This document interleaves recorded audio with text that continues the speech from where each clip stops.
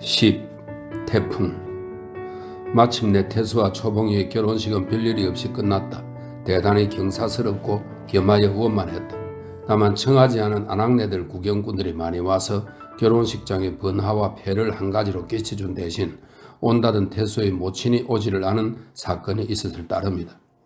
정주산에는 중란하는 매우 소중하다던데 중란한 미지의 사부인한테 크게 경의를 준비해가지고 그를 기다렸던 것인데 웬일이지 온다던 날짜인 결혼식 그 전날까지 까맣게 오지를 않았고 겨우 당일에야 결혼식장으로 전보만 다른 축전 몇 장 틈에 끼어서 들이닿았다.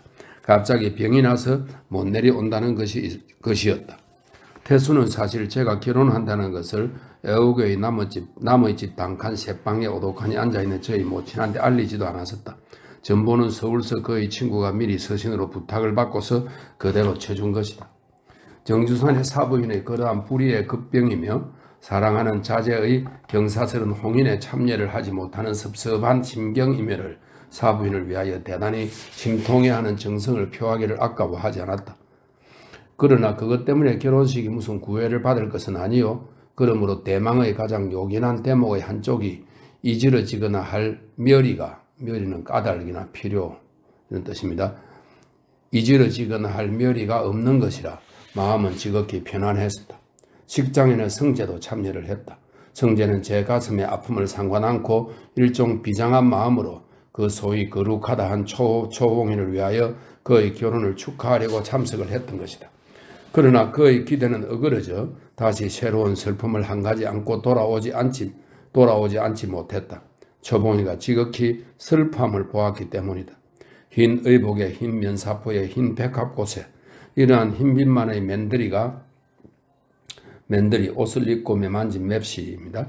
맨들이가 흰빛이 지나쳐 창백한 것이며 단을 향하여 고개를 깊이 떨어뜨리고 천천히 다만 한거할 수 없는 운명에 이끌리듯 한 걸음 반 걸음 걸어나가는 그 고요함이라니 그것은 마치 소리 없는 엘레지인 듯 성제는 그만 어떻게나 슬프든지 시방 초봉이는 정령코 눈물을 흘리는지 싶어 성제주도 눈이 싸하면서 아프고 차마 그 다음은 고개를 들어 정시하지를 못했다. 이게 실상은 옥구구요. 옥구구는 옥샘 옹졸하게 잘못 가지는 생각을 말하네. 옥구구요.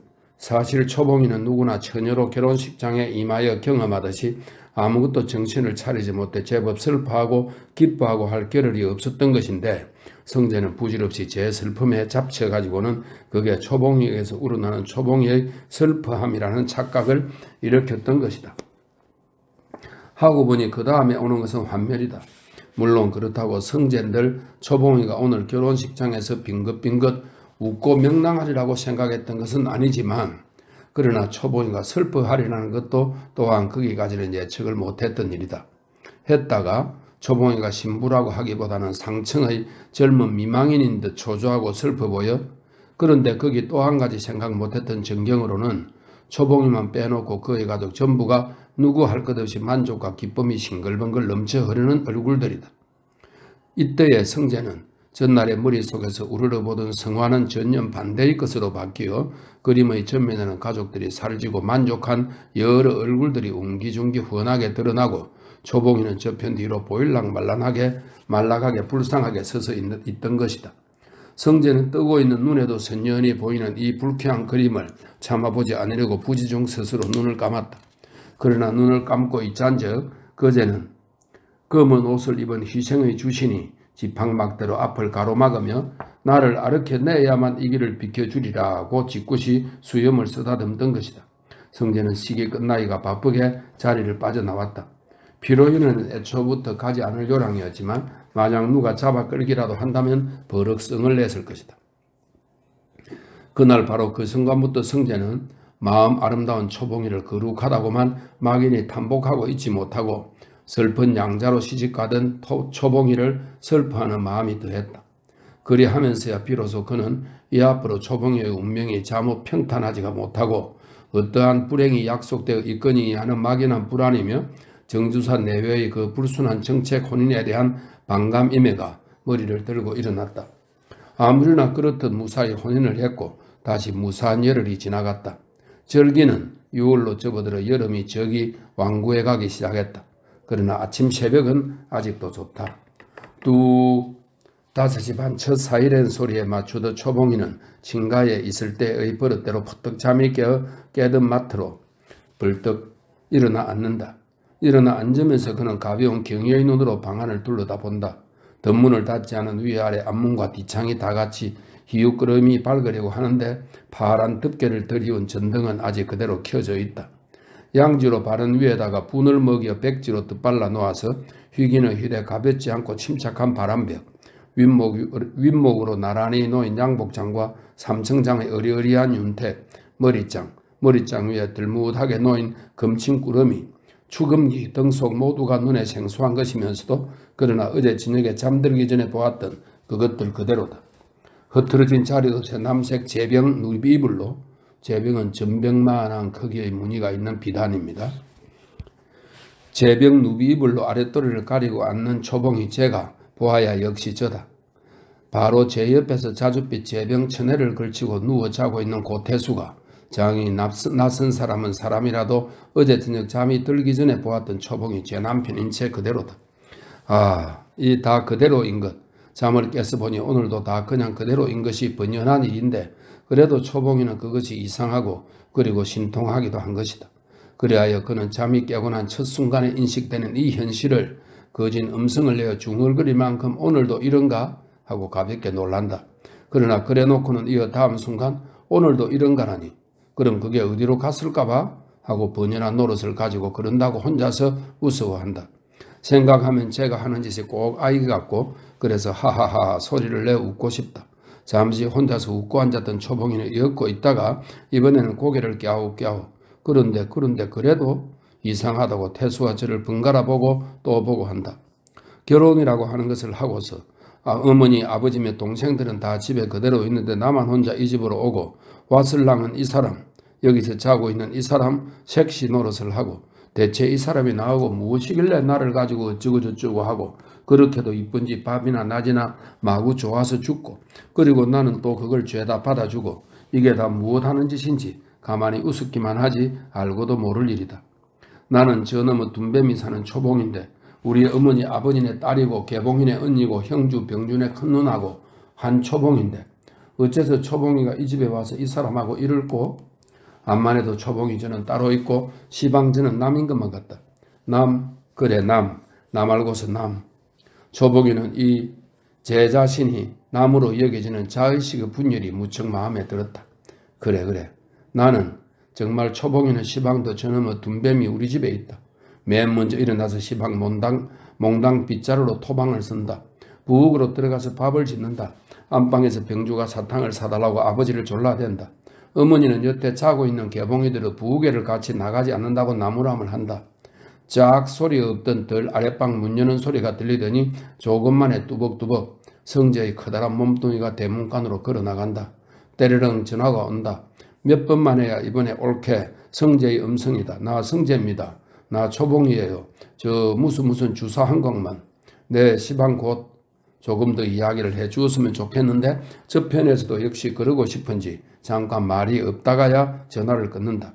삐그덕 대문이 열리면서 성재가 뚜벅뚜벅 들어온다.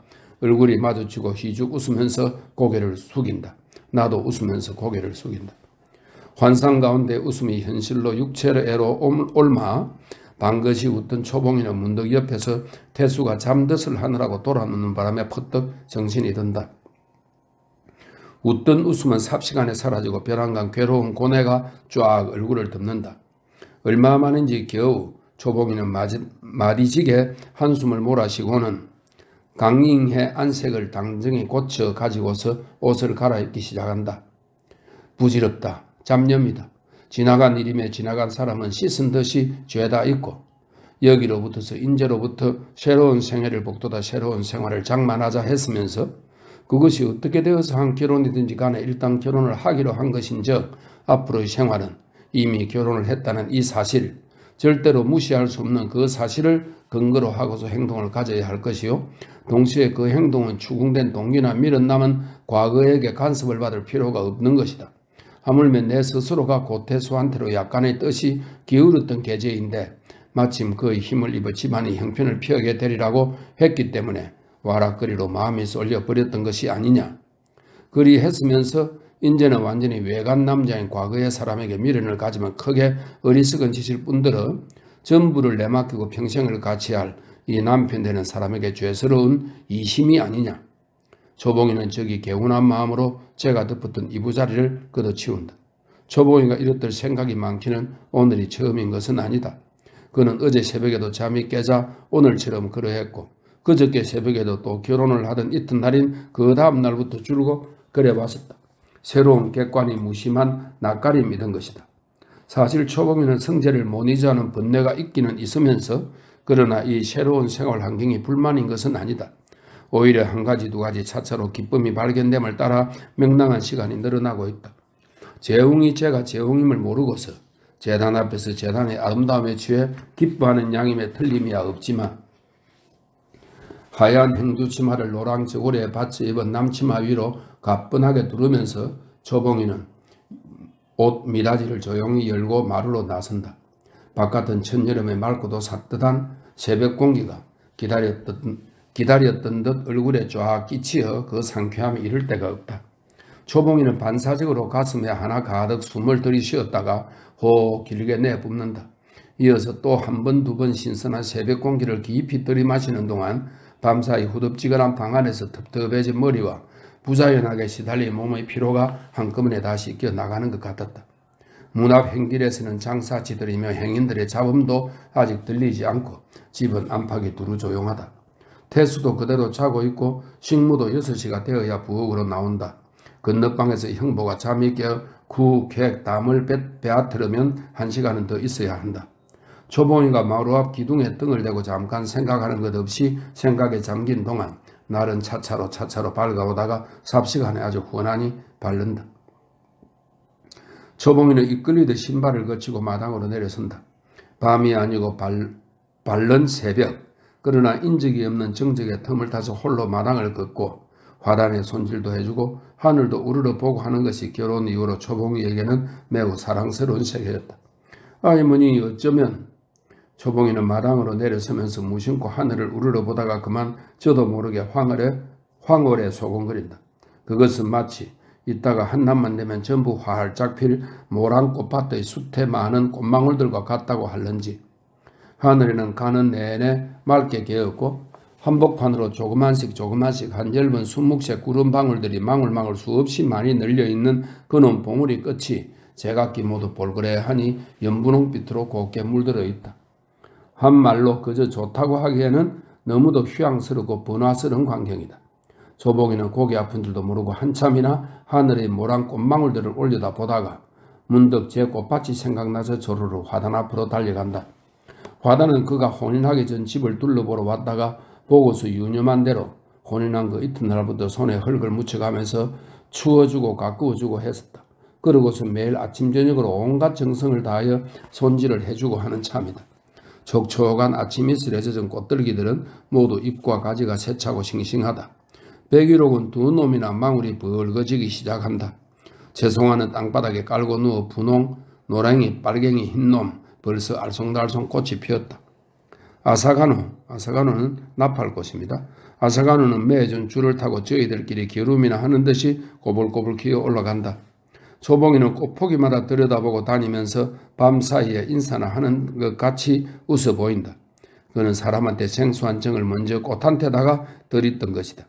초봉이는 화단 옆으로 놓여있는 대개나 되는 빈 화분들을 보고 오늘은 국화 모종을 잊지 말고 꼭 사다 달래야 하겠다고 요량을 하면서 막 돌아서는데 방에서 태수의 음성이 들린다. 여보, 태수는 저부 몇십 년 같이서 늙어온 영감이 마누라를 부르는 것처럼 아주 구성지다. 혼인하던 그날 첫날부터 그랬다. 태수가 초봉이를 이뻐하는 양은 형보들을 말하라면 눈꼴이 쉬어서 볼 수가 없을 지경이다. 그는 결혼을 했으니 온천 같은 데로 신혼여행을 갔을 것이지만 만일 여러 날 동안 제자리를 비워놓으면 그동안 다른 동료가 대신 이를 맡아볼 것이요.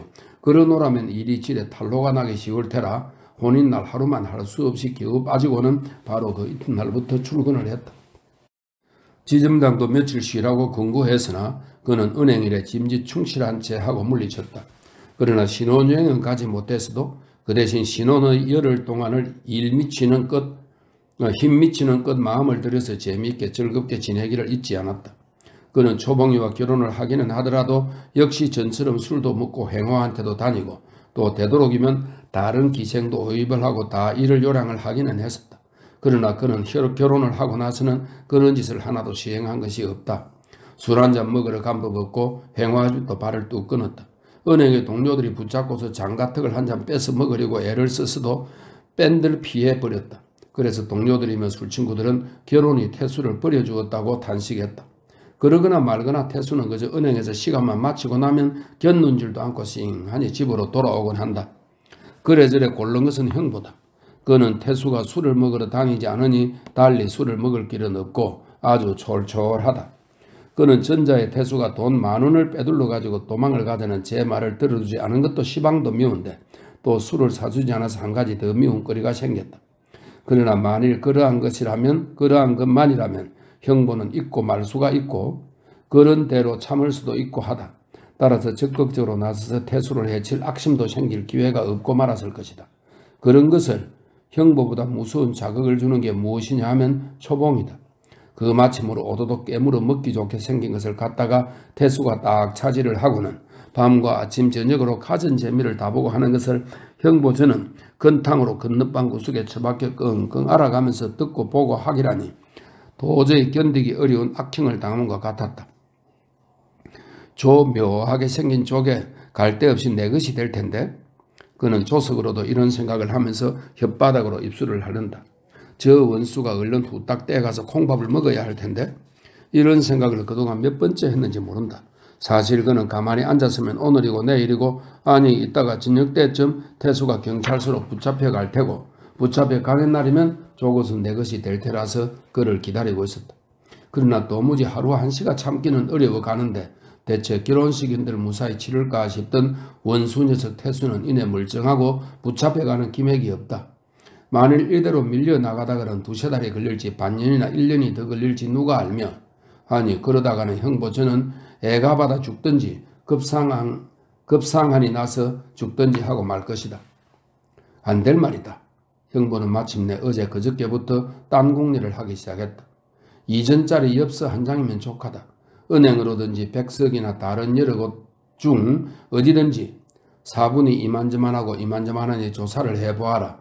이렇게 엽서에다가 써서 집어넣으면 그 말이다. 태수죄야 아무 때 당해도 한 번 당하고 말지만 켰속은 일이 되어가는 속사정입니다. 켰속이 되어 먹은 것. 그러니 내일 당해도 그만이요 모레 당해도 그만이요 1년이나 이태 더 끌다가 당해도 매일반인 것이다. 하기야 태수가 노상 입버릇같이 죽어버리면 고만이지 야구 했으니까 정말 자살이라도 했으면 더할 나위 없이 좋은 일이다. 자살을 하기만 하면야 붙잡혀가서 콩밥이나 좀 먹고는 몇 해 후에 도로 나와가지고는 제 계집을 빼앗아 갔느니 어째느니 하는 말썽도 씹히지 않을 것이며 2다리 쭉 뻗고 초봉이를 데리고 살 수가 있어서 좋다. 이렇게 따지고 보면 섣불리 밀고지를 했다가는 일이 벼랑간에 뒤집혀가지고 이놈이 어마지도 책상머리에 앉았던 채 바로 수갑을 차게 할 혐의가 없지 않으니 이를 그저 어떻게 묘하게 제가 먼저 눈치를 채고서 얼른 자살을 해버릴 여유가 있도록 서서히 저절로 탄로가 나야만 천냥짜리다. 그런데 그놈 그 천냥짜리를 꼭지가 물러 저절로 떨어지기를 입만 떡 벌리고 기다리자한적 이건 마구 애가 말라 견딜 수가 없다. 그리고 그렇다면은 밀고를 하기는 해도 일이 한꺼번에 와락 튕겨지지를 않고 수근수근 하는 동안에 제가 눈치를 채도록 그렇게 어떻게 농간을 부리는 재주가 없을까? 어제로 그저께로 형보의 골똘히 궁리하고 있는 게 이것이다. 태수는 형보의 그러한 험한 보장이야. 이 보장은 마음속에 품은 꿋꿋한 생각이나 요량입니다. 보장이야 물론 알고 있을 턱이 없다. 그는 가끔 무서운 꿈은 꾸어도 깨고 나면 정신 명랑하고 유쾌하다. 오늘 아침에는 그는 자리 속에서 잠이 애벌만 깨어 눈이 실실 감기는 것을 초봉이가 보이지 않으니까 보고 싶어서 여보하고 영감처럼 그렇게 구수하게 부르던 것이다. 초봉이는 대답을 하고 신발을 끌면서 올라와서 방으로 들어선다. 바깥은 훤해도 방 안은 아직 어슴푸레하다. 태수는 눈을 쥐어뜨고 초봉이를 올려다보면서 해버릇이 묻는다. 초봉이는 아직도 수줍음이 가시지 않아서 태수와 얼굴이 마주치면 부끄러움을 타느라고 웃기 먼저 하면서 고개를 돌린다. 태수도 웃고 초봉이도 웃고 이렇게 하고 나면 태수는 볼일은 만족히 끝난다. 눈앞에 초봉이가 보였고 웃어주었고 그래서 태수처도 웃었고. 몇 시지? 5시 반. 밥지우? 아직. 초봉이는 벌써 열흘 전화 두고 아침 저녁으로 이렇게 속으니까 이제는 길이 들어서 아주 그럴 것으로 알고 있다. 그러나 참 여보, 초봉이가 막 돌아서서 나오려고 하는데 태수가 전에 없이 기나게 불러놓더니 그런데 그 시기 한 1,000원은 있어야겠지? 태수는 밑도 끝도 없이 이런 말을 하고 초봉이는 무슨 소리인지 몰라서 뚜렷뚜렷한다. 아따 저 아버지 저 장사하실 것 말이야? 초봉이는 비로소 알아듣기는 했으나 그냥 웃기만 한다. 그는 애초에 일을 하루씩 밥을 먹는 것이나 마찬가지로 당연하게 태수가 그것을 해줄 것으로 알고 있었기 때문에 점심을 먹으면서 있다가 저녁을 먹는다는 것을 청량하지 않듯이 별방 괴념을 안고 있었던 참이다. 일루로 와서 좀 앉아요. 생각났던 길에 그거 상이나 하게. 태수는 머리맡에 있는 담뱃갑을 쥐어다가 피 우물면서 베개 머릿개로 오라는 혼짓을 한다.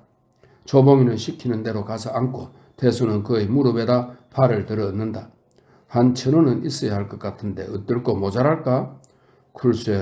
글쎄라니 우리 둘이서 상의를 해야지.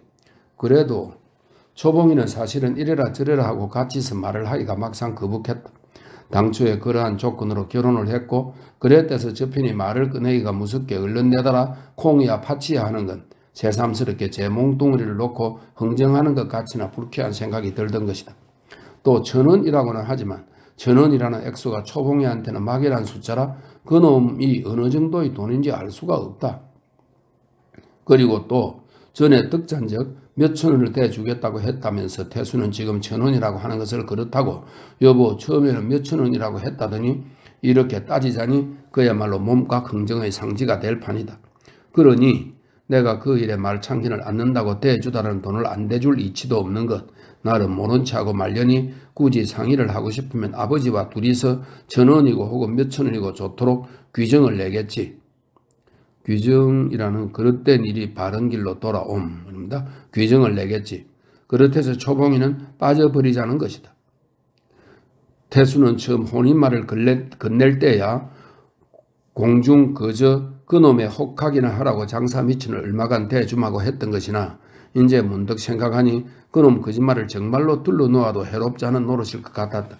첫째, 기왕 남의 돈에 손을 대어 일을 저지른 바야 돈이나 한 1,000원 더 집어낸다더라도 결국 일반일 바야 다른 일이나 뒤를 깨끗이 해두는 게 사내 자식다운 화려비니 함직한 노릇이다. 그리고 그렇게 해놓고 죽으면 제가 죽는 날 불행히 초봉이를 데리고 같이 죽지는 못하더라도 초봉이는 그 끈으로 저희 부친을 의지삼아 그다지 몹쓸 고생은 하지 않을 것이니 그도 함직한 노릇이다. 그런데 또 보아라. 그 말을 꺼내놓으니 초봉이가 사양을 하면서도 저렇게 은근히 좋아하질 않느냐 말이다. 초봉이를 즐겁게 해주면 바로 내 즐거움이거든. 이날에 1,000원은 말고 10,000원도 헐타. 10,000원이라도 내게는 종이 조각 하나. 응? 10,000원은 말고 100만원은 먹었은들 어느 누구 시체를 감히 벌할 자 있느냐? 쾌하다 시원타. 오냐 수일간 기회를 봐서 몇 천원이고 그는 물론 일이 뒤집히는 마당이면 정주사의 장사 미천도 태수가 떼어준 것이 탈로가 날 것이고 따라서 도로 다 뺏기게 될 것이지만 태수는 그것까지는 미처 생각을 못했던 것이다. 그래 누가 뭐야? 우리 둘이서 얘기를 해가지고 태수는 초봉이의 무릎을 잡아 흔들면서 조른다. 응? 그래야 할 거 아니야? 저 모르겠어요. 초봉이는 그만해두고 일어서서 뒷걸음질을 친다. 그럼 어떻게 해? 저 아버지하고 상의해 보세요. 아, 아버지하고? 그건 나도 알지만 말이야. 그럼 됐지요 뭐. 그래도 우리 아씨한테 한번 상의는 해야지. 헤헤. 몰라요. 아씨란 말에 즐겁해서 초봉이는 얼굴이 빨개진다. 아하하하 그럼 아씨 아닌가? 몰라요. 난 나갈 테예요. 초봉이는 뒤로 미라지를 열고 나가려다가 오늘은 국화모종 꼭 사가지고 오세요. 국화모종? 그래 오늘은 꼭 사가지고 올게. 5포기만. 겨우? 한 연암은 포기 사다가 심지? 화분이 5개 뿐인걸? 화분도 사지? 척척 대답은 하면서도 태수는 너는 누구들을 보라고 국화를 심자 하느냐고 아무 내평도 모르고서 어린아이처럼 좋아만 하는 초봉이가 척은하여 다시금 얼굴이 치여다 보였다. 초봉이가 부엌으로 내려간 뒤에 건너방에서 형보가 잠이 깨었다는 통기를 하듯 쿡 담을 내봤더니 고주사 기침하셨나? 하고 소리를 지른다. 일상 하는 짓이라 태수는 하고 궁상맞게 대답을 한다. 형보는 속으로 어디 이 녀석을 오늘은 좀 위협이라도 슬그머니 해주리라고 벼르면서 육가다 자락을 풀럭이면서 안방으로 건너온다. 부엌에서 형보의 음성을 듣던 초봉이는 저도 모르게 어깨를 오싹한다. 초봉이는 형보가 처음부터 썸뜩하더니 끝끝내 그가 싫고 마치 커다란 구릉이라도 한 마리 건너방에 가 사리고 있는 것 같아 시시로 무서운 생각이 들곤 했다. 그럴 때면 그는 부질없는 생각이라고 저를 타이르고 물론 겉으로는 헌년 대접을 해왔었고 하기는 하지만 그러나 갈수록 무서움이 더하면 더했지 가시지는 않았다.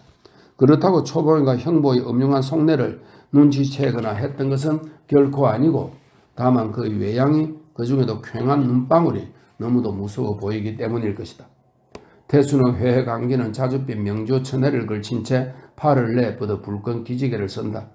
형보의 물향내와 살냄새가 한데 섞여 취할 듯 이상스럽게 물큰한 규방의 냄새에 코를 사냥개처럼 벌심거리면서 너푼 떨어 앉는다. 그는 이 냄새를 매일 아침같이 맡고 나는데 그러노라면 초봉의 몸뚱이가 연상이 되고 하여 그 흥분이 괴로우면서도 맛이 있었다. 그는 그래서 별로 할 이야기가 없더라도 아침이면 많이 문을 여닫아 그 냄새가 빠져버리기 전에 안방으로 건너오곤 한다. 나는 어제 저녁에 신흥동 유학 갔다 왔다 제기. 그러느라고 새벽에 들어왔네 그려? 망할 것. 왜 망할 것이야? 너희끼리 하도 지랄을 하고 그러니 어디 견딜 수가 있더냐? 널도 점도 아는 놈이 건너방에 가 처박혀서. 면 돈 안 들이고 좋았지? 하하. 내락기. 허허 그거 원참. 하하하하. 그거 참. 그러나 전에간에 여복의 태수. 형부는 부자연하다 할 만큼 농담하던 것을 쉽게 거두고서 점잖스럽게 기색을 고쳐갖는다. 태수는 무언고하고 형부를 바라다 보면서 그 다음을 기다린다. 형부는 천천히 담배를 피워 물고는 제법 소곤소곤 그리고 다정하게 다 이건 조용한 틈이길래 하는 말이네마는 대체 자네는 어쩔 셈으로다가 이렇게 천하태평 세월인가? 응? 무엇이? 태수는 첫마디 알아듣고도 그래서 이 사람이 왜 방정맞게 식전 마수에 재수없이 그따위 소리를 꺼낼까 보냐고 얼굴을 찡그리면서 그래 짐짓 못 알아들은 채 하던 것이다. 못 알아들어? 저 거시기 소스. 저 할 수 있나? 태수는 성가신 듯 씹어뱉는다. 할 수 있나랄게? 그래 날 잡아 잡수하고 그냥 앉아서 일을 당할 테란 말인가? 그 일을 그 흉한. 당하긴 왜 당해? 괜찮아 일 없어. 일 없다? 안 당한다? 형부는 가볍게 놀란 제 기색을 얼른 감으면서 아니 그러면 혹시 어떻게 모면할 돌이라도 차려놨나? 그렇다면 내 여북 좋겠나? 그래 어떻게 무슨 묘책이 있어? 있다면 있고 없다면 없고. 태수는 심정이 상하고 귀찮아서 말대꾸나 아무렇게나 나가고 흥이 없던 것인데 그것이 속을 모르는 형부가 보기에는 태수가 어느 구석인지 탁 믿는 데가 있어 안심을 하고서 아무 걱정을 않는 걸로만 보이던 것이다. 분명 무슨 도리가 있는 눈치다. 대체 그렇다면 요 녀석이 어디를 가서 무슨 꿍꿍이 속을 부렸기에 응? 아하 옳지 오라 그랬기가 십상이겠군. 형부는 속으로 가만히 무릎을 쳤다. 그는 퍼뜩 답삭불이 한참 복내 안악을 생각했던 것이다. 그가 태수와 관계가 이만저만찬이 깊었던 것이며 그런데 그가 돈을 많이 가지고 있다는 것을 형부는 잘 알고 있었다. 그런지라 제 품 안에서 놀던 태수를 제가 서둘러서 그처럼 장가까지 들여줄 호기가 있는 계집이거든 제도 몇 천을 착 내놓아 애물의 위급을 감장시켜 주었을지도 모른다는 것이다. 형부는 여기까지 생각을 하고 나니 제 일이 그만 낭패라 그런 것을 모르고서 해망만 하고 있었다니 그럴 때라고는 없다. 그러나 그는 짐짓 묵을 알아맞히겠다는 듯이 고개를 깨웃깨웃 한참이나 앉았다가 야 이 사람아 그렇게 어물어물 하지 말고서 이 얘기를 까놓고 하게 그려. 응? 궁금해 죽겠구먼서도 뭘 그래? 다급하면 죽어버리는 것도 다 수가 아닌가? 쥐 잡는 약이 없나? 잠자는 약이 없나? 강물도 깊숙해서 좋고 절뚝도 선선해서 좋고. 지랄 마라. 자살도 다 할 사람이 있지 자네 못하네? 응? 당하면 못하리? 그럴 테면 세상에 누런 옷 입고 쇠사슬 차고 똥통 굴러 매고서 징역살이 할 놈 없게? 다 자살도 제마다 못하길래 그 고생 그 창피 당해가면서 진역을 살고 있지. 듣기 싫어. 태수는 버럭 소리를 지르면서 돌아눕는다. 그는 형부가 말하는 대로 제가 방금 누렁옷을 입고 쇠사슬을 차고 똥통을 둘러매고 진역살이를 하고 있는 꼴이 감옥의 붉은 벽돌담을 배경으로 눈앞에 선연히 보이던 것이다.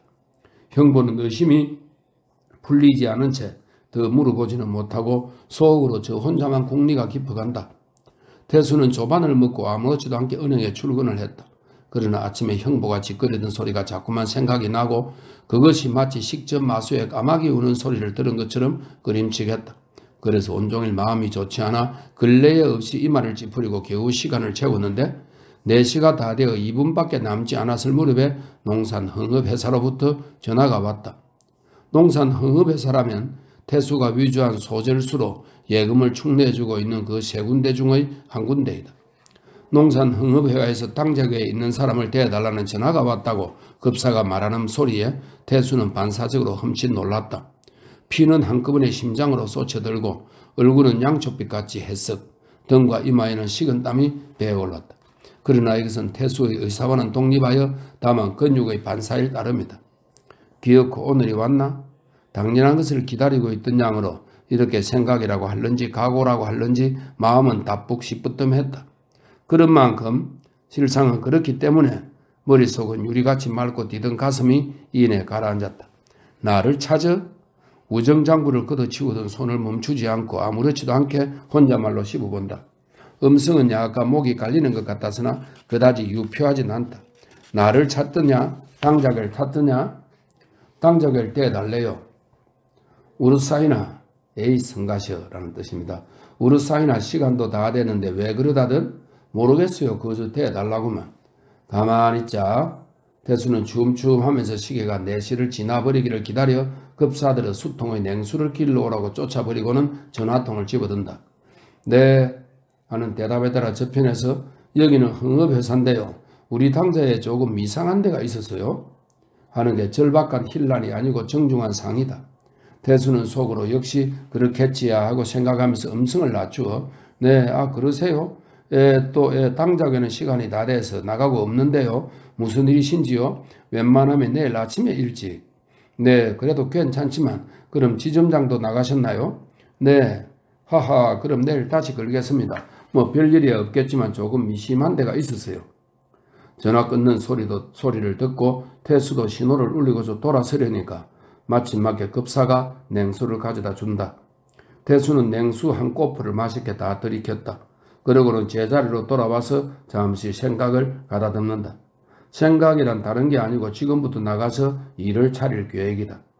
시방 나가면서 쥐 잡는 약을 하나만 사고 그리고 전처럼 과실과 과자를 사서 들고 헌연히 집으로 돌아간다. 집에서는 초봉이가 웃으면서 맞아준다. 오후를 초봉이를 데리고 재미있게 놀고 저녁 후에는 잠깐 나온다. 행완의 집을 다녀서 김씨를 찾아간다. 요행 탑사꾸리가 없거들랑 2시간 구애를 풀어도 좋다. 그렇다. 신정이 구정만 못하다더니 역시 구정이 그립기는 한 것인가 보다. 오라, 우리가 서로 약속한 것도 있으니까 그러하는 게 좋겠지. 만약 탑사꾸리가 있으면 그야 할 수 없지. 그저 혼인한 뒤에 처음이니까 수인사 겸 들른치 하고 돌아오지. 빌어먹을 것. 그 옆에 내까지 행화까지 다 데리고 초봉이가 넷이서 죽었으면 십상 좋겠다. 그렇게 했으면 통쾌할 테지만 괜한 욕심이고. 김씨한테 들렀다가 돌아오면서는 정종을 맛좋은 놈을 한 병 사서 들고 집으로 온다. 초봉이들은 안주를 장만하라고 시키고 그동안에 소절주를 농간하던 도장과 소절 수첩을 없애버린다. 없애나 마나 한 것이지만 기왕이니. 그러고 나서 안주가 되거들랑 초봉이를 술창머리에 앉혀놓고서 한 잔 마신다. 초봉이도 먹인다. 12시까지만 그렇게 놀다가 자리에 눕는다. 3시만 되거든 다시 일어난다. 일어나서 비로소 초봉이를 이렇게 앉히고 실토정 이야기를 죄다 한다. 그러고 나서 같이 죽자고 한다. 초봉이가 싫다고 하면 그러거들랑 네 속을 보느라고 그랬다고 웃으면서 안심을 시켜 잠이 들게 하지. 잠이 들거든 무어 허리띠 같은 것으로. 가만히 있자. 영감님 장사 미치를 마련해 주지 못했지. 좀 안 됐다. 돈 1,000원이나 빼놔서 주었더라면 좋았을 것을. 조금만 돌이켜서 생각이 났어도 좋았지. 그러나 뭐 인제는 할 수 없는 일이고. 그러면 다 됐나? 불사 이런 어머니를 어떻게 한다? 불쌍한 우리 어머니를. 나는 도적놈이요 못된 놈이요 그러고도 불효한 자식. 태수는 마침내 생각지 못했던 회심에 다 들려 후 길게 한숨을 내쉰다. 쥐잡는 약을 사서 포켓 속에 건사를 하고도 태수는 그런 것은 남의 일같이 천연스럽게 과실 바구니와 과자 주머니를 꾸러미를 양편 손에다 갈라들고 허둥둥 집으로 달려든다. 여보, 그런 대문 문턱을 넘어서기가 바쁘게 초봉이를 부르면서 얼굴에는 웃음을 하나 가득 흩뜨린다. 결코 오늘의 최후를 짐짓 무관심하자고 하는 것이 아니요 절로 그래지는 것이다. 초봉이는 마치 마당에서 화분들을 버려놓고 흙을 장만하느라고 손에 어린아이같이 흙칠을 하고 있다. 형부도 옆에서 초봉이와 같이 흙을 주무르느라고 끙끙하고 있다. 초봉이는 발딱 일어나서 웃으면서 태수가 들고 온 과일 바구니와 과자 꾸러미를 받는다. 고주사 오늘은 좀 늦으셨네 그려? 장주사 수고하네 그려? 태수는 무릎이 어깨까지 올라오게 쪼끌터리고 앉아있는 형부를 들여다본다. 수고할 게 있나? 그 아주머니가 고운 손에다가 흙을 묻히고 그러시길래 내가 보기에 민망해서 지금.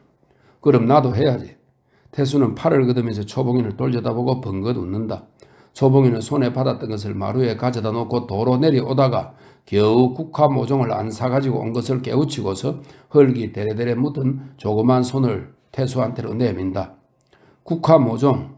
앞불사. 태수는 무릎을 탁 치면서 혀를 날름날름한다. 그는 그런 중에도 시방 제 앞에다가 내미는 초봉이의 손이 흙이 묻은 것까지도 어떻게나 이쁜지 형부만 없는 데라면 꼭 잡아다가 조물조물 주물러 주고 싶었다. 깜빡 잊었어. 어떡하나? 차라리 내한테 시키시지. 형부가 저도 빠질세라고 한몫 거들고 나선다. 그 사람은 그런 심부름 시켜야 개울 끝내다가 잊어버린답니다. 그럼 아재가 내일 오시는 길에 사다 주세요. 아재란 건 물론 형부들을 하는 말인데 태수가 그렇게 부르라고 시켰던 것이다. 아니야, 내일은 꼭 잊지 않고서 사가지고 올게. 허허허. 태수는 말을 하다가 그만 끌끌 웃어버린다. 그러나 아무도 웃는 속을 몰랐고 형부가 농담을 하는 채 정치에 효도하려고 드네. 내락기 망할 것. 너무 그러지들 말게. 자네들이 너무 정분이 좋은 걸 보면 나는 괜히 심정이 나두곤 하네. 아재도 살림하시지요? 돈도 없거니와 옆에 내가 있나요 어디? 행화? 행화? 허허허. 초봉이는 형부가 과히 웃어 쌓는 것이 혹시 무슨 실수된 말이 했나, 실수된 말을 했나 해서 기미치 발개진다. 태수는 형부와 마주보지 않으려고 슬쩍 돌아선다. 그때 마침 탑삭불이 한참 목내 집에 있는 계집 아이가 대문 안으로 갸웃이 들여다보면서 마당으로 들어선다. 오, 너 왔니? 태수가 김씨가 저를 부르러 보냈겠지 하고 짐작을 했고 그렇다면 막상 잘 되었다고 생각했다. 계집아이는 태수와 초봉이들을 인사를 하고 나서 고주사 날이 저녁 잡수고 잠깐 다녀가시란다고 여쭐 말씀이 있습니다 하고 전가를 했다. 오냐 참복날이가 그러시던? 네. 계집아이는 김씨가 시킨 간음이 있는지라 그대로 대답을 한다. 그래서 초봉이는 그저 그런가 보다고 심상히 여기고 말았을 뿐이지 깊이 유념도 하지 않았다. 실상 또 태수와 계집아이가 그렇게 꾸며대지를 않았더라도 초봉이는 그저 김씨가 할 이야기가 있어서 잠깐 오라는 것이겠지 했을 것이지 그 이상 달리 책임질을 하거나 의심을 하거나 그럴 내력이 없었다. 그러나 형부는 그렇질 않았다. 그는 오늘 저녁에 김씨가 분명코 태수가 돈 번포낸 그 조건에 대해서 앞일 수습을 상의할 것이고 이 번포낸 이 말은 국고에 낼 돈이나 곡식을 써버림 이런 뜻입니다. 태수가 돈 번포낸 그 조건에 대해서 앞일 수습을 상의할 것이고 혹은 벌써 그동안에 돈 준비가 다 되어서 몇 천원 착 태수의 손에 쥐어주기까지 할는지도 모르겠다고 생각을 했다. 아까 아침에 태수가 수상한 눈치를 보이던 일을 미루어 보더라도 역시 그게 틀림없으리라고 달리는 더 의심도 하려고 하지 않았다. 그렇다면은 미칠 것 없으니 각질러버려라.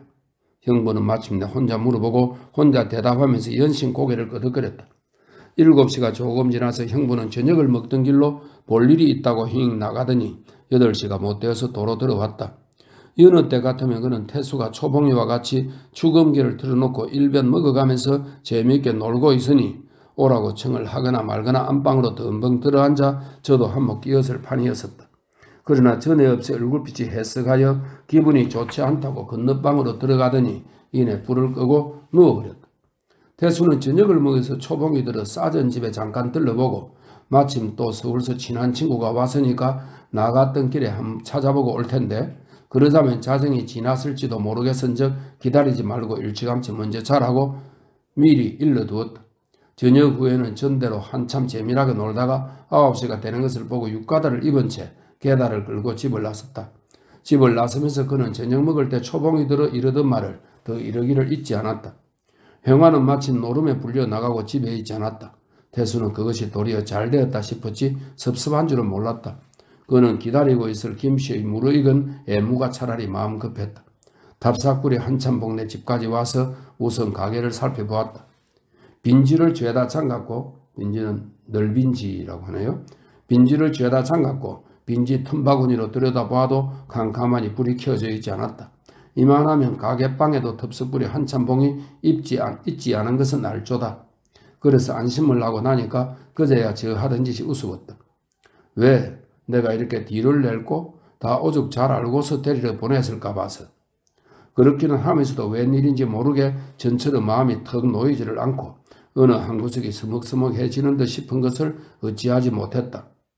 그러기 때문에 그는 안대문께로 돌아서서 지치던 대문을 밀고 들어섰어도 아저씨 주무세요? 하고 짐짓 기척을 내보았다. 김씨는 태수의 기척이 들리기가 무섭게 앞 미닫이를 도로록 열고 연두빛 천회를 걸친 윗도리를 내놓으면서 말은 없고 웃기만 한다. 태수는 그의 하고 있는 맵시가 작년 토갈 초가을 맨 처음 그날 밤과 똑같다고 잠옷 회포 있어 하면서 성큼 방으로 들어선다. 김씨는 이내 웃으면서 옆에 와서 앉으라고 요 바닥을 도닥도닥 가리킨다. 태수는 그리로 가서 덜 숭울숭울한 종아리를 드러내놓고 벌신 주저앉는다.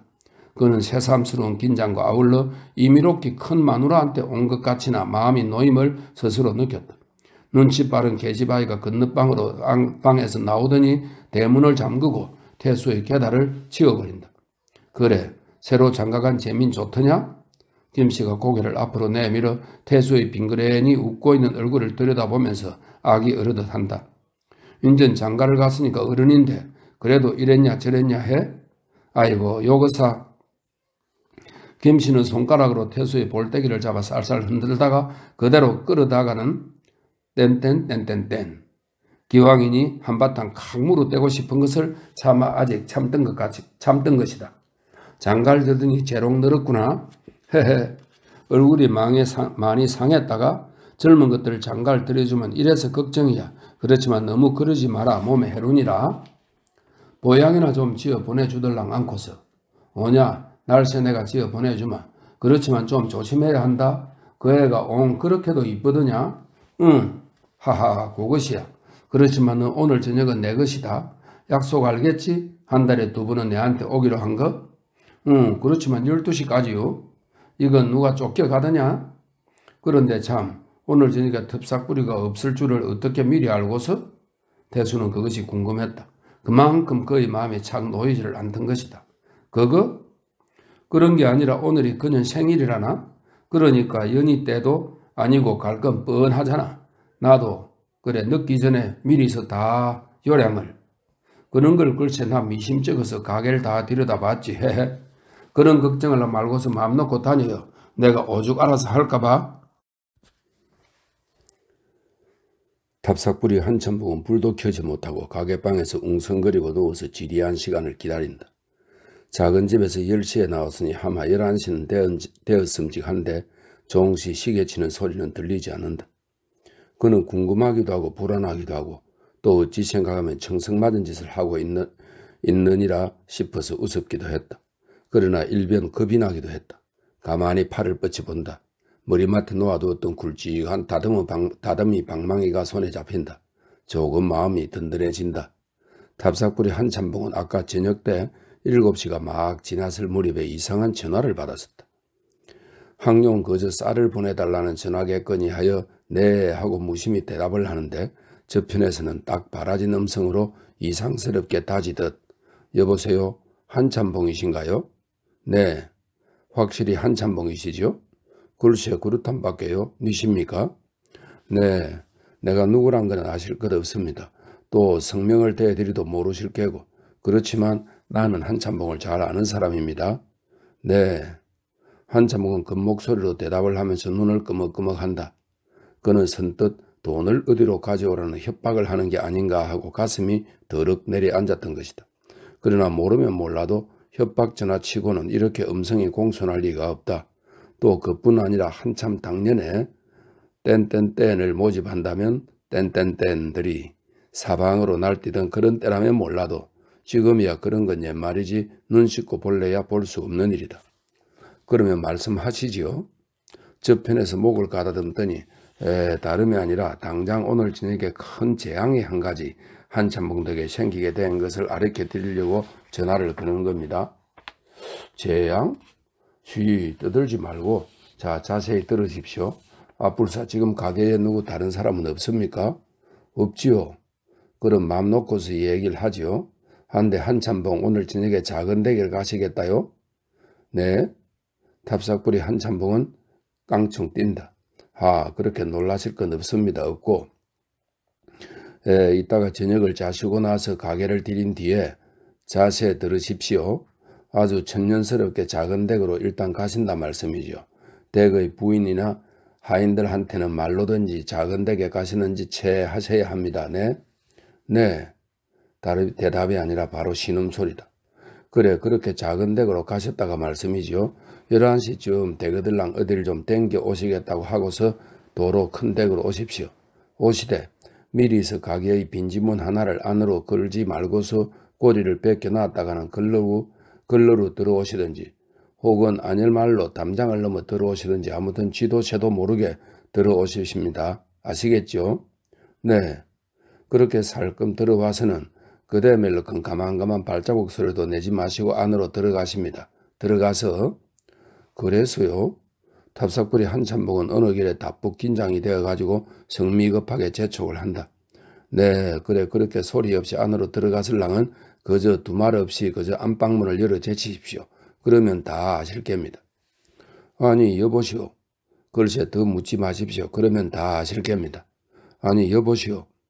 글쎄 더 묻지 마십시오. 더는 묻지 마시고 그렇게 하실려거든 해보시고 또 내 말이 고지 들리지 않거들랑 그만두시는 게고 그러나 종차 후회랑은 마십시오. 글쎄 여보시오. 여러 말씀 하실 게 없습니다. 그리고 또 한 가지 나는 이 일에 대해서 조금치도 무슨 이해상관이 있거나 그런 것은 아닙니다. 그건 참 어찌 생각 마십시오. 여기까지 말을 하고는 저편은 전화를 끊어버린다. 탑삭불이 한참봉은 비로소 정신이 들기는 했으나 하도 어이가 없어서 멀거니 전화통에다가 매달린 채 돌아설 줄을 모른다. 이것은 형부가 정거장 앞에 있는 자동전화를 이용한 것이면 물론이다. 형부는 흔히 신문에서 보는 새 서방과 계집이 본 서방한테 들키는 현장에서 한꺼번에 목숨을 빼앗기는 경우와 같은 요행수를 오늘 밤 일의 결과에다가 기대를 했었다. 그리고 아울러 태수가 제 집을 비워두는 시간을 넉넉히 이용하여 사전에 우선 초봉이를 조처해둘 요량이었었다. 그러했기 때문에 그는 태수가 김씨를 찾아가서 그 몇천 원의 돈을 받으리라는 초저녁 시간을 지정하지 않고 늦이기 11시라고 했던 것이다. 오늘 저녁의 일은 가령 허사가 되더라도 태수를 법망에 얽어넣을 방법이 얼마든지 종차로 있으니까 미칠 게 없지만 혹시 뜻대로 일이 되어서 태수가 죽기만 한다면 미상불 형부한테는 호박이 절로 떨어지는 판이었었다. 답삭불이 한참봉은 이었고 수화기를 걸고 신호를 울린 뒤에 천천히 돌아섰다. 그는 도무지 맹랑해서 어떻다고 이럴 데가 없고 허황한 품으로는 누구의 장난 같았다. 그러나 장난치고는 너무도 심한 장난이기도 하지만 도대체 그러한 장난을 할 사람이 없었다. 그러니 분명코 장난은 아니고 그러면 작은 여편네가 어떤 놈하고 배가 맞아서 오늘 저녁에 나를 따돌리려고 꾸며낸 흉계가 아닌가 하는 생각이 뒤미쳐 들었다. 그러한 경우에 만만한 건 남의 첩인지 미상불 그럼직하기는 했다. 그러나 실상인즉 작은 집에서는 오늘이 제 생일이라서 제 동무들까지 몇들 청에다가 저녁을 먹고 나서 이어 밤새도록 놀아제칠 채비를 차리고 있고 그래서 조금 전까지 벌써 3번이나 음음을 내려보내서 제발 오늘은 가게를 일찍 드리고 올라오시라고 기별을 했는데요. 그러니 혹시 여느 때라면 몰라도 오늘 저녁 일로는 작은 집에다가 그러한 치의를 할 계제가 되지 못하고 그 끝에 자연한 선수로 큰데 김씨에게 의심이 갈 것이지만 혹은 평소에 너무 믿음이 돋아오던 탓인지 아직은 미처 그의 생각은 나지 않고 그러면은 무엇이라 말이냐고 고개를 두루 깨우거리나 통이 종작을 할 수가 없었다. 그러나 그렇다고 모른 채 하고 말자니 그림치기해서 견딜 수가 없었다. 그게 어떤 놈이길래 원 어떻게 해서 내 집안 사정이랄지 또 더구나 오늘 밤에 작은 집에를 간다는 것은 아직은 나 혼자만 염량을 하고 있는 터인데 그것을 제가 알아내느냐 말이다. 귀신이 아니고는 그렇게 역력히 알아맞히지 못할 것이다. 귀신? 아닌 게 아니라 귀신의 장난 같기도 했다. 하다고 생각을 하니 벼랑과 몸이 으시시하면서 뒤가 돌려다 보였다. 그러나 실상 장성센 사람이라면 흔히 그러하듯이 탑삭불이 한참봉도 젊어서 이래로 귀신이란 것을 믿지를 않고 그래서 남들이 귀신을 보았네 귀신이 뭐 어쨌네 하는 소리를 시뻐하고 고지 듣지 않는 사람이다. 오늘도 귀신의 자키로 들리지는 않았다. 에이 어떤 미친놈이 미친 개소리를 시울거린 걸 가지고서 그는 하다 못해 화풀이 받을 사람도 없는 역정을 내떨면서 인제는 그따위 허황한 소리는 생각도 않는다고 고개를 내 흔들고 발을 쿵쿵 굴렀다.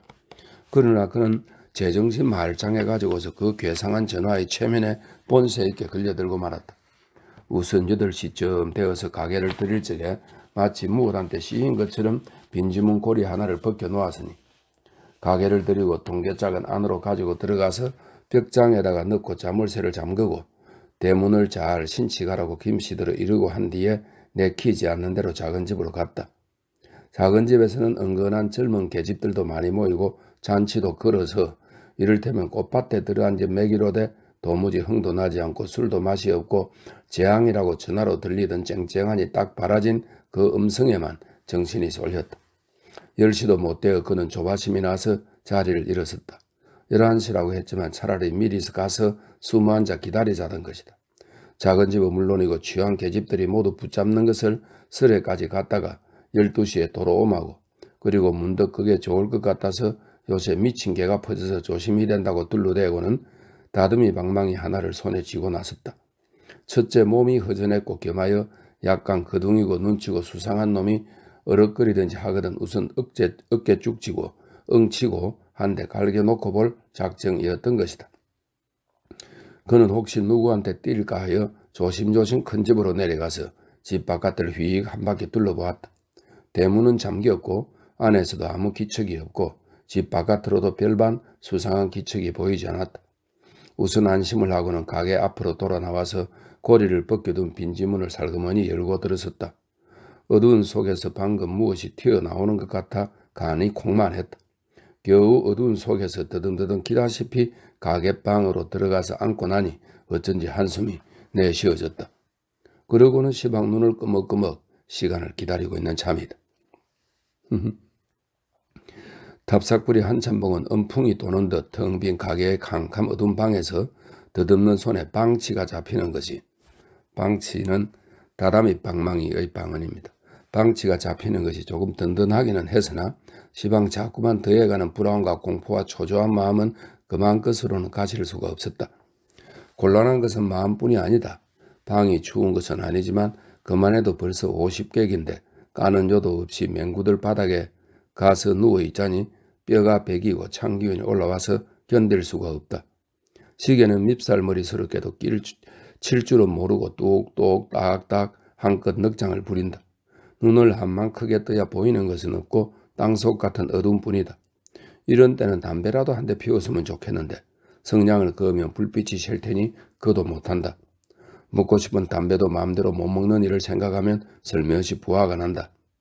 이놈 어쨌든지 도둑놈이기만 해봐라 이놈을. 담배 못 피운 화풀이까지 할 작정으로 별로 된다. 그러나 떼어놓고 도적이려니 해본 것이나 암만 해도 도적놈은 아닌 것 같다. 가령 도적이 들기로 한다면 가게로 들 것이지 안방이 무슨 상관이며 하기야 안방에도 마누라의 폐물이야 돈양 없는 건 아니지만 그렇다면 안방을 앉아서 지키라 할 것이지 생판 아무도 모르게 숨어들어 왔을랑은 11점 안방문을 11점 예전에 시각을 냈던 단위 쾌종식의 종치는 해수로 세었다. 11시 말이죠. 11점 안방문을 열어젖히라니 이건 바로 쇠스방을 잡은 수작이란 말인가? 쇠스방? 원 그게 어디 당한 소리라고? 그는 비로소 아나 김씨에게로 그러한 지휘가 가는 것을 그만 벌쩍 뛰면서 당치도 않다고 얼른 생각을 돌린다. 그는 그만큼 안악을 믿어왔고 따라서 그러한 의심이 나는 것만도 몸이 떨리게 무서웠다. 그러나 생각을 말자면서도 생각은 자꾸만 그리로 쏠린다. 늙은 남편, 첩살림, 젊은 안악, 쇠스방. 과연 어째 지금이야 생각에 내는 거 쉽게 걸리하다. 그래도 설마하니 원. 제일 걸리한 짐작인데 그러나 제일 싫고 제일 상스럽지 않은 일이라서 부덕부덕 아니라고 하고 싶어 애를 쓴다.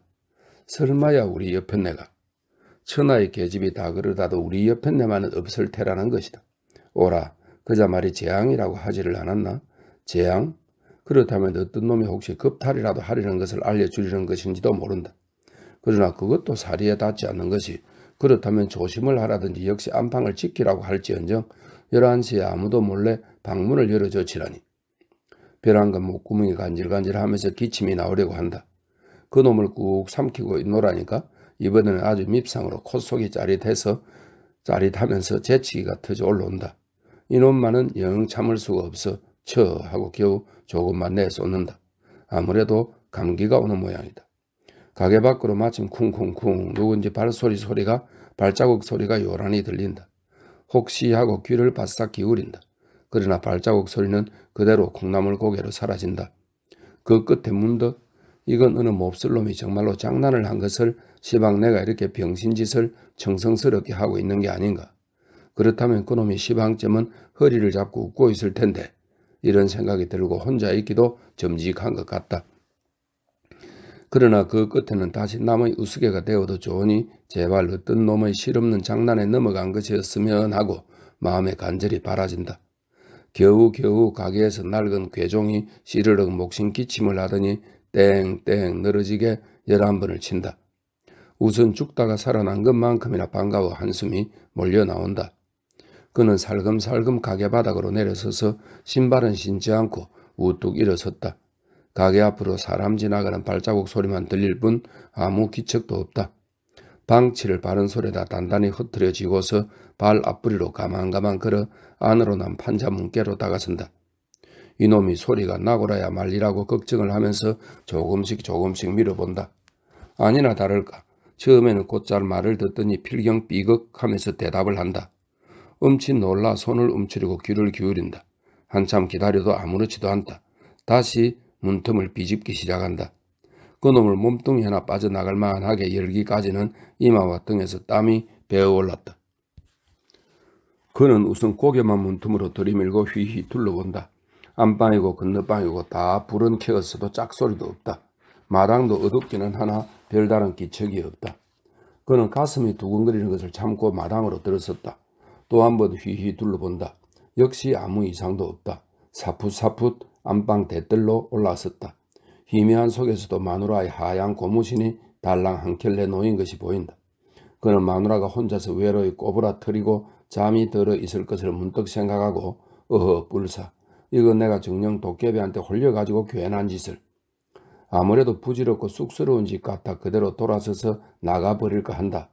제 일에 아무것도 모르고 혼자 자고 있는 마누라한테 미안해 못할 노릇이다. 그러나 그러면서도 그는 기왕 이렇게까지 해놓고서 그냥 돌아서기는 싫었다. 그는 한 걸음 섬돌로 올라선다. 기왕 내친 걸음이니 영영 속은 셈 치고 시키는 대로 다 해보아야 속이 후련하지.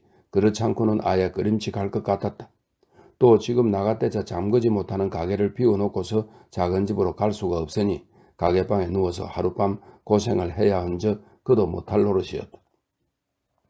그는 마침내 마루로 올라가서 윗 미닫이의 문설주에 가만히 손끝을 댔다. 그 손이 바르르 떨려서나 감각은 못했다. 두말 없이 그저 안방문을 열어 젖히십시오.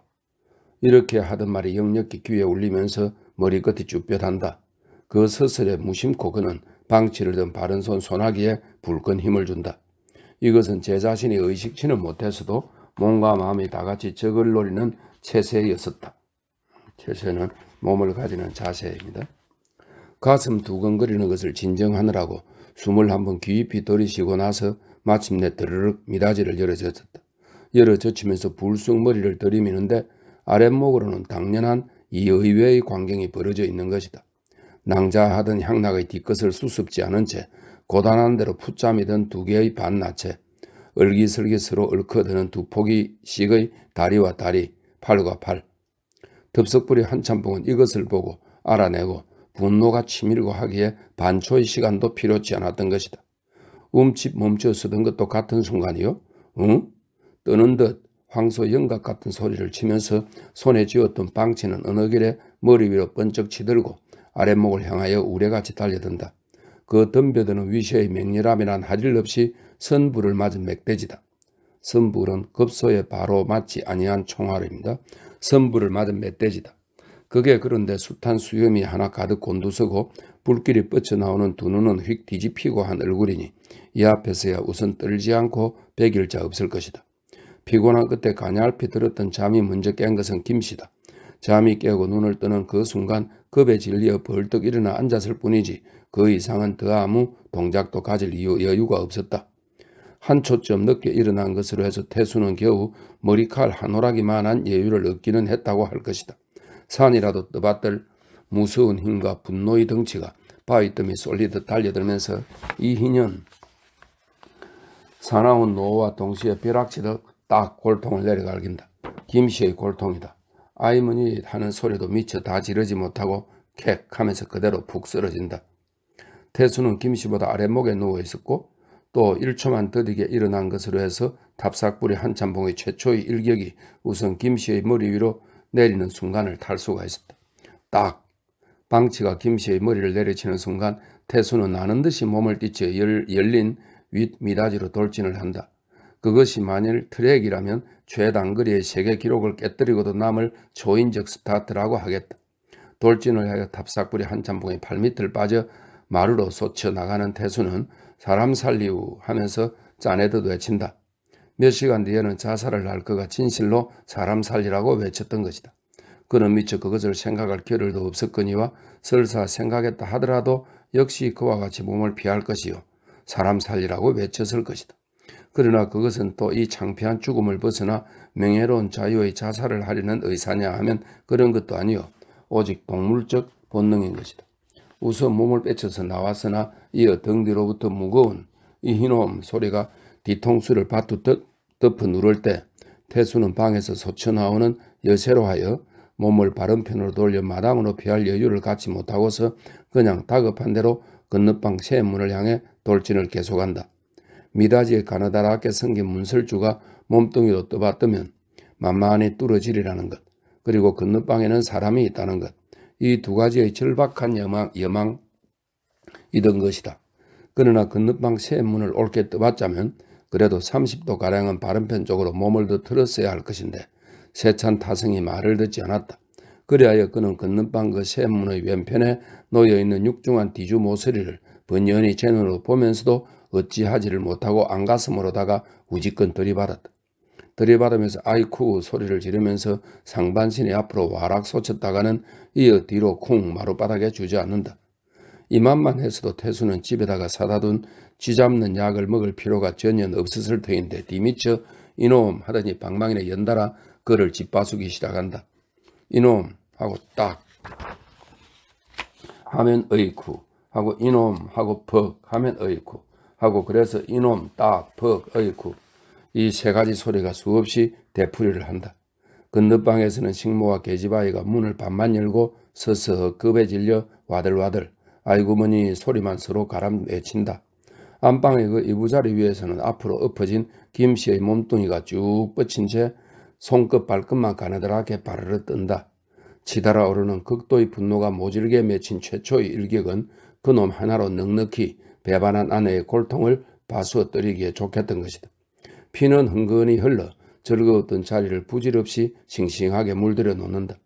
문경세제 박달나무는 홍두깨 방치로 다 나간다는 아리랑의 우상은 그러나 가끔가다 피의 사자 노릇도 하곤 한다. 아닌 밤중에 여자들의 부르짖는 비명과 남자의 거친 노호 소리는 지나가는 사람들의 주의를 끌었다. 처음이야 구경삼아 한두 사람이 모인 것이나 이어서 셋, 넷 이렇게 여럿이 모이자 그들은 집안의 형세가 조련치 못한 것을 알고는 단순한 구경꾼으로부터 한 걸음 더 나아가지 않지 못했다. 그들은 무은의 동맹을 맺었다. 잠긴 대문을 흔들었다. 마침내 소리를 쳤다. 대문이 요란히 흔들릴 때에야 탑삭불이 한참봉은 비로소 정신이 들어 방치질을 멈추었다. 그러고는 다시금 정신이 나는 듯이 발 아래 나가동그라진 태수의 몸뚱이를 내려다본다. 태수는 모로 빈밋이 쓰러져서 꽁꽁 마디숨만 쉬고 있지 몸뚱이며 사지는 꼼짝도 않는다. 얼굴로 육가따로 흥건히 피가 흐르고 젖곤 했다. 답삭불이 한참봉은 이상하다는 듯이 한참이나 태수의 그 꼴을 들여다보다가 몸을 돌이켜 우르르 안방으로 들어간다. 안방에 엎드러진 김씨의 몸뚱이는 이제는 손끝 발끝을 가늘게 떨던 것도 그만이고 아주 시체다. 답삭불이 한참봉은 김씨의 시체 옆으로 가까이 가서 이윽고 들여다보더니 차차로 눈을 흡든다. 그는 단지 이렇게 되었나 하고 이상해하는 양이다. 당장 눈앞에 송장이 2개나 나가동그라져 있고 그리고 제 손으로다가 죽이기는 죽였으면서 그러나 지금 마음 같아서는 아무리 해도 제 자신이 저지른 일인성 쉽지가 않던 것이다. 그는 손에 쥐고 있던 피 묻은 빵치를 힘없이 떨어뜨리면서 넋을 잃고 우두커니 서서 있다. 그리고 미구의 순사가 달려와서 고랑을 채울 때까지도 그렇게 서서 있었다. 고랑은 수갑입니다. 쇠고랑 말입니다. 한편 형보는 그처럼 전화로 탑삭불이 한참봉한테 고자질을 하고는 시치미를 뚝 떼고 제 방으로 들어와서 누웠노라니까 가슴이 좀 두근거리고 오래 끌던 일이 아무리나 인제는 끝장이 나나 보다고 속이 후련했다. 그는 안방에서 태수와 초봉이가 재미나게 놀고 있는 것을 귀로 들으면서 오냐 마지막이니 마음껏 놀아라 하고 싱그레니 웃었다. 9시가 되어 태수가 계단을 딸그락거리고 나가는 것을 그는 이 녀석이 그게 바로 지옥으로 난 길이다 하고 또 웃었다. 태수를 따라 나섰던 초봉이가 대문을 잠그고 들어오는 소리가 들렸다. 형보는 어두운 속에서 혼자 싱글벙글 웃으면서 저 혼자 속으로 주거니 받거니 야단이다. 인제는 너가 척 내 것이라 말이지. 아무렴 그렇고 말고. 그러면 오늘로 아주 내 것이 될 테라. 물론 오늘 저녁으로 조치를 대야지. 그래서 인감증명을 내놓아야 딴 놈이 손도 못 댄다 말이었다.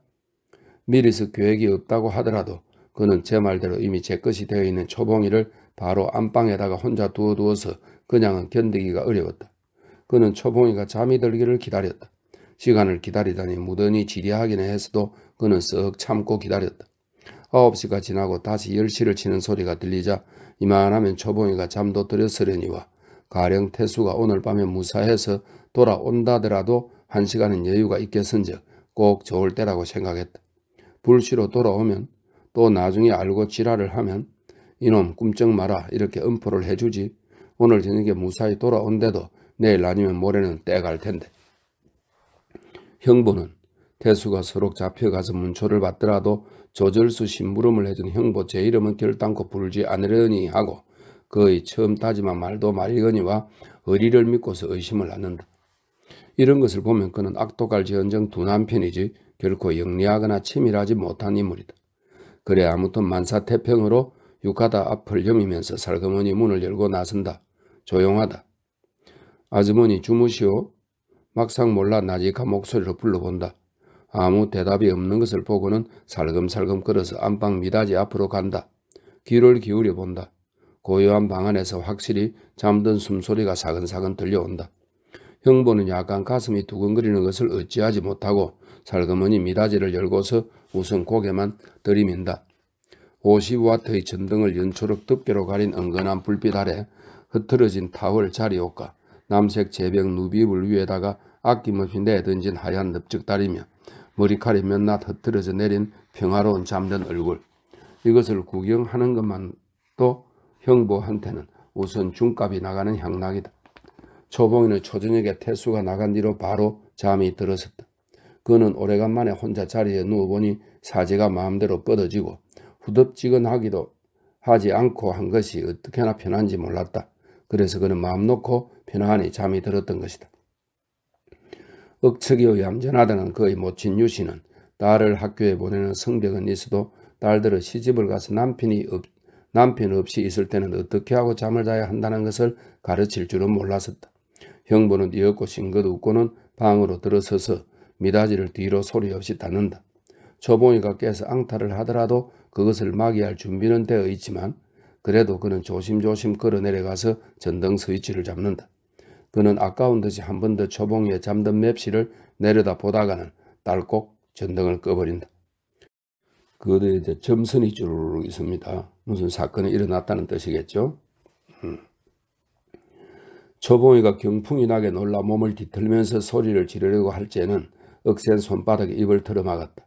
그러고는 바로 귓바퀴에서 재빠른 소리로 숨가쁘게 쉿 떠들면 태수가 죽어. 태수는 시방 싸전집에서 그 집 옆편네하고 자고 있으니까. 그러니까 내가 나가서 한마디만 쑤시면 태수는 남편 한가한테 맞아 죽는다 말이야. 태수를 죽이 자느래거든 괜히 꼼짝 말고 가만히 있어야 해. 초봉이는 경황 중이라 이 말을 조곤조곤 새겨서 그 진가를 풍간할 겨를은 없었으면서도 그러나 그듭쳐 놀라운 것만은 사실이어서 다만 정신이 아찔했다. 하는 동안에 형세는 여전하고 조금도 여축이 없다. 대체 이러한 경우에는 어떻게 해야 하는 것인지 전혀 할 바를 알 수가 없다. 그는 다급한 나머지 어머니는 이런 것도 아시련만 하는 생각이 언뜻 났으나 물론 아무 소용도 없었다. 아무리 용을 썼자 일은 그런 줄 알면서도 그는 몸을 뒤틀어댄다. 그러나 종시 꼼짝도 할 수가 없다. 소리는 어쩐지 지르기가 무섭기도 하려니와 지르자 해도 입이 막혔다. 원 세상에 이럴 도리가 있을까 보냐고 안타깝다 못해 죽을 힘을 다들여 가까스로 몸을 한번 비틀면서 소리를 쳤으나 미처 힘도 쓰다가 말고 고만 그대로 까무러쳐 버렸다. 초봉이가 다시 정신이 들었을 때는 마침 12시를 쳤다. 그는 아까 이래 꿈길같이 아득하여 도무지 정말인가 싶지 않았다. 그렇게 생각하면 허망하다 못해 혹시 정말로 꿈이나 아니었던가 하여 새삼스럽게 정신이 드는 것이지만 그러나 아득할 따름이지 분명히 꿈은 아니요 의젓한 생시다. 생시여서 몸은 그렇듯 갈로 속에 그 허망한 게 곧잘 미덥지도 않은 순간의 소경사이었음에도 불구하고 결과되어 나타난 사실은 너무나 똑똑하여 절대로 무시해버리거나 씻어버리거나 하지를 못할 영원한 더러운 것이 되고 말았다. 초봉이는 어둠 속에서도 제 몸뚱이가 내려다 보이는 것 같아 오싹 진저리가 친다. 더럽고 깨림한 게 사뭇 구역이 나는 것 같았다. 그는 가마솥을 쩔쩔 끓는 물에다가 몸뚱이를 양잿물로 두어가면서 푹푹 삶아냈으면 한다. 아니 그것도 시원치 않으니 드는 칼로 어디를 싹싹 도려냈으면 한다.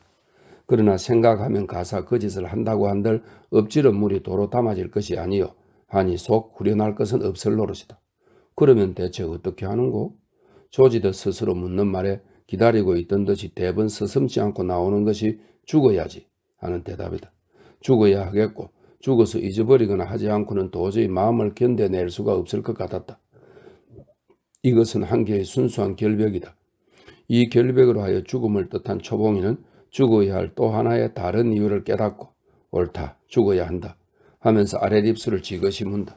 그제야 정조라는 것 남의 안악으로서 정조를 더럽혔다는 것을 생각하게 되었던 것이다. 초봉이는 손으로 어두운 발치를 더듬더듬 벗어놓았던 옷을 걷어입고 도사리고 앉아 한 팔로 턱을 괜다. 죽기로 결심이 아니라 죽어야 한다고 하고 나니 비로소 무생각과 감정이 북받쳐 오른다. 분하기가 이럴 데 없다. 그 생김새부터 흉악한 저놈 장가놈한테 이 욕을 보다니 그러고서 속절없이 죽다니 당장 식칼이라도 들고 쫓아가서 구렁이같이 징그럽고 미운 저놈을 숭덩숭덩 쓸어 죽이고 싶은 생각이 물건물건 치닫는다. 그렇지만 만약에 그랬다가는 내 부끄러운 것이 내가 죽은 뒤에라도 드러나고 말 테니 또한 못할 노릇이다. 속 시원하게 원수풀이도 못하다니 가슴을 캉캉 찢고 싶다. 대체 이 일은 어떻게 된 셈인고? 장가놈이 말한 대로 한참 복내 집에 가서 정말 그렇게 하고 있는가? 설마 그러려고 장가놈이 괜히 꾸며낸 허튼 소리겠지. 그렇다면 어째서 그따위 소리에 가뜩이나 기가 질려가지고는 한껏 한 거라도 해대지를 못했던고? 분한지고 이 운한을 못 풀고 그대로 죽다니. 내가 소리 없이 이렇게 죽어버리면 어머니 아버지며 동생들은 오죽 놀라고 서러하리. 어느 길에 눈물이 맺혀 내리고 절로 울음이 솟구쳐 나오는데 그럴 때 마침 요란히 대문 흔드는 소리가 들렸다. 초봉이는 울음을 꾹꾹 삼키면서 반사적으로 일어서기는 했으나 대답을 하고 나올 염을 못하고 그대로 선채 당황하여 어쩔 줄을 몰라 한다. 남편을 대할 수가 없다는 것이다. 그는 가슴이 방망이 치듯 두근거리고 어째서 진작 목을 매든지 차길이나 선창으로 나가든지 하질 않고서 여태 충거리고 있었더란 말이냐고. 당장 목을 맬 밧줄이라도 찾는 듯이 방안을 둘러본다. 그러자 연거푸 대문을 흔드는 사이사이에 여보 문 좀 열어요 하면서 부르는 음성의 말투가 분명 태수가 아닌 것을 퍼뜩 깨달았다. 초봉이는 남편이 돌아온 게 아닌 것이 선뻑 마음이 놓이더니 그러나 이어 그와는 다르게 새로 가슴이 드럭 내려앉았다.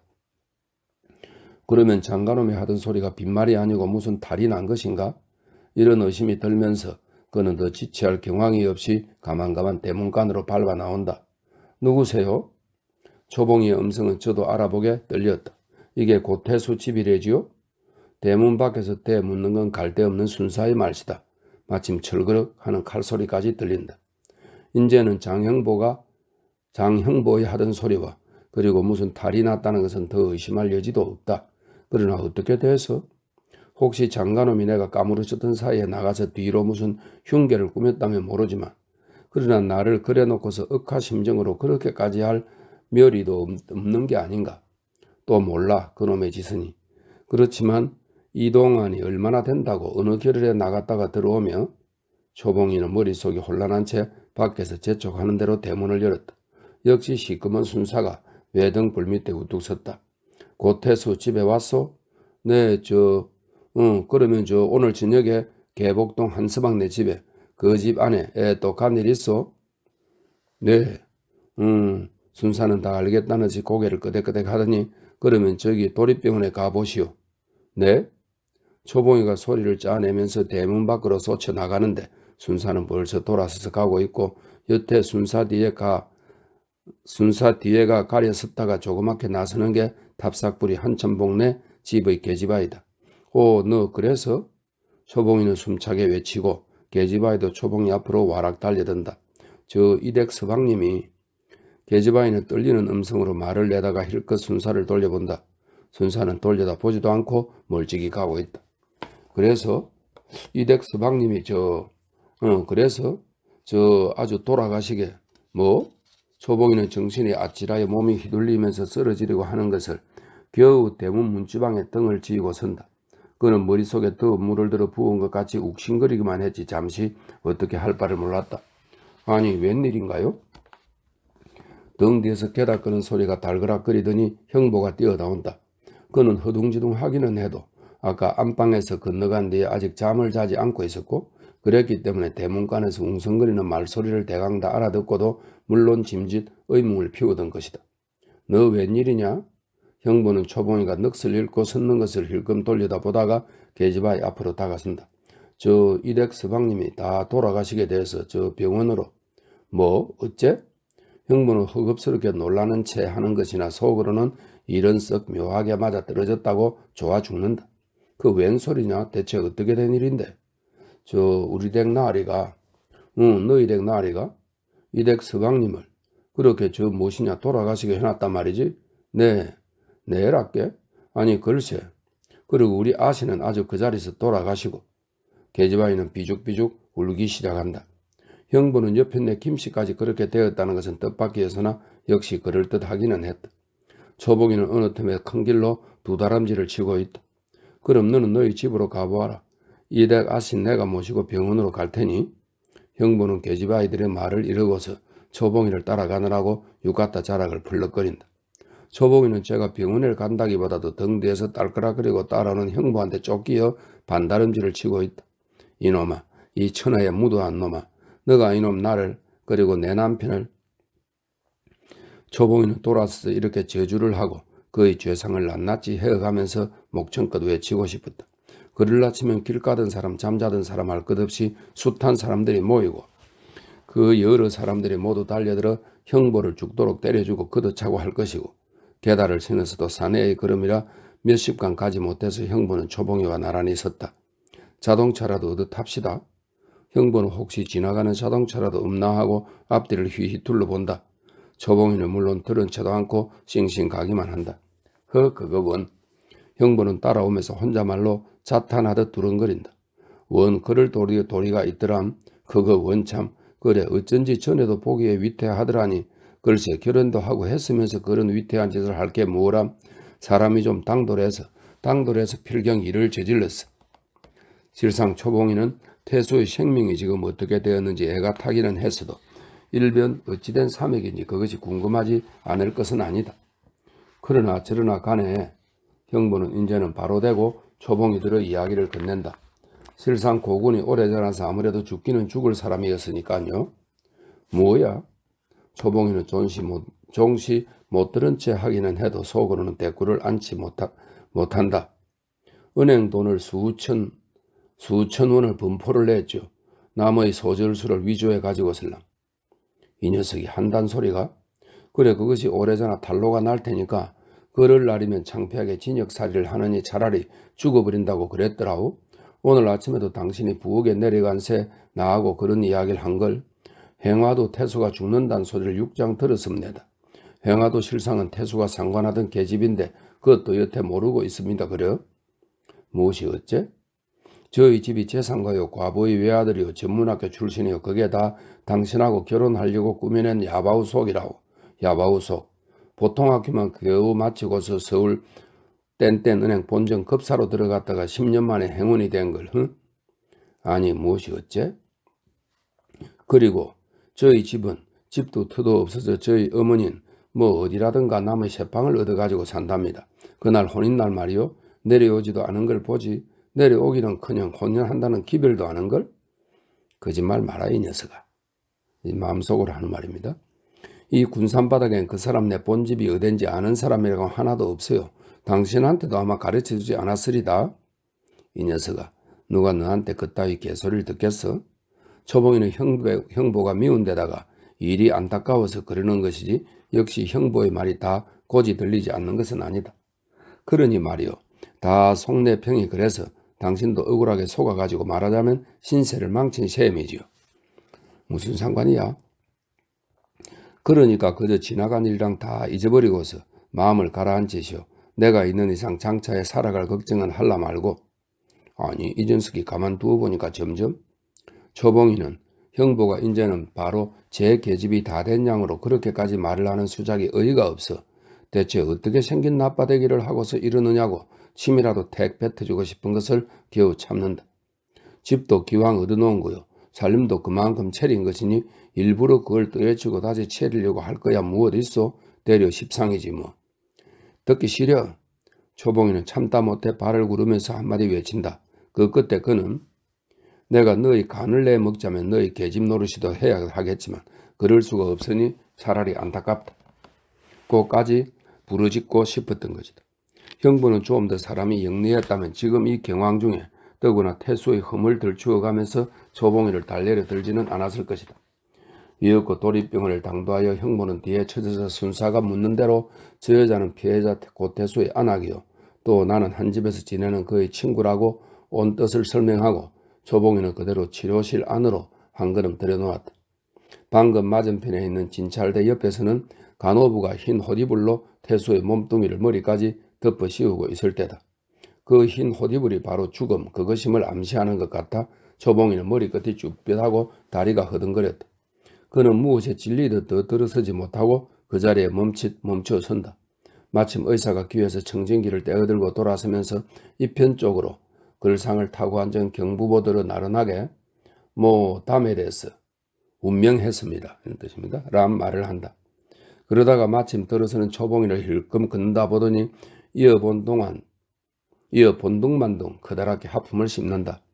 경부보는 직업에 익은 대로 초봉이의 위아래를 거슬러 보다가 고태수노 오카미상이요?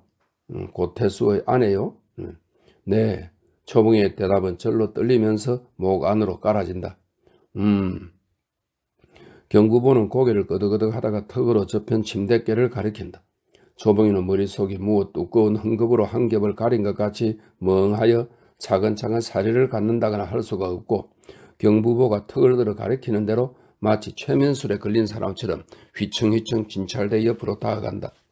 간호부가 조용히 호디불자락을 긋고 얼굴만 보여주면서 삼가로의 목례를 한다. 직업도 직업이려니와 애틋한 어린 미망인에 대한 같은 여자로서의 동정과 조상이리라.